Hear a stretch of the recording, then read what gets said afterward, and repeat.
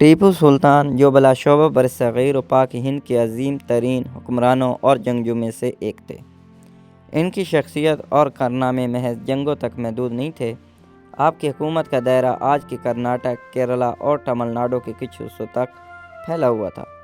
ان کے دور حکومت میں ایک بہت اہم پہلو ان کی جدید معیشت کی تشکیل تھی۔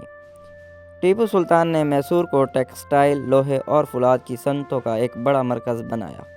انہوں نے ریاست کی آمدنی بڑھانے اور جاگیرداری نظام کو کمزور کرنے کے لیے لگان کی وصولی کے نظام میں براہ راست کاشتکاروں کے ساتھ لین دین کا طریقہ اپنایا۔ انہوں نے ایک نیا کیلنڈر بھی مترادف کرایا جس کا مقصد ریاست کی انتظامی اور معاشی معاملات میں ایک نئی تنظیم لانا تھا۔ سلطان کی سب سے انوکھی خصوصیت فوجی راکٹ ٹیکنالوجی میں ان کی دلچسپی تھی۔ ان کی فوج نے لوہے کے خول والے راکٹ استعمال کیے جو اس وقت دنیا میں کہیں اور استعمال نہیں ہو رہے تھے۔ ان راکٹوں کی طاقت اور اثر انگیزی نے برطانوی افواج کو حیران کر دیا تھا، اور بالآخر ٹیپو کی شکست کے بعد انگریزوں نے اس ٹیکنالوجی کو اپنے ملک کے لے جا کر اسے مزید ترقی دی۔ یہ ٹیکنالوجی بعد میں جدید مغربی راکٹری کی بنیادوں میں شامل ہوئی۔ ٹیپو سلطان مذہبی رواداری کی مثال تھے۔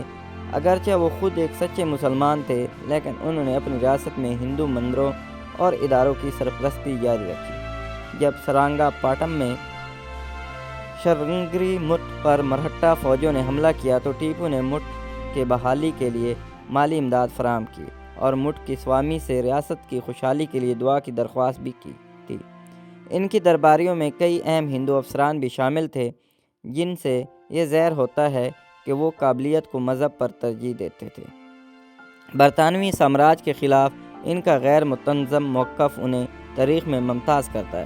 برطانوی نے انہیں ایک ایسا دشمن سمجھا جو کبھی سمجھوتا نہیں کرے گا، اس لیے انہوں نے مرہٹوں اور نظام دکن جیسی مقامی طاقتوں کو اپنے ساتھ ملا کر ایک وسیع اتحاد بنایا تاکہ انہیں شکست دی جا سکے۔ سرنگا پٹم کے محاصرے کے دوران جب انگریزوں نے صلح کی پیشکش کی تو انہوں نے اسے ٹھکرا دیا، کیونکہ وہ جانتے تھے صلح کا مطلب بالآخر برطانوی تسلط کو قبول کرنا ہوگا۔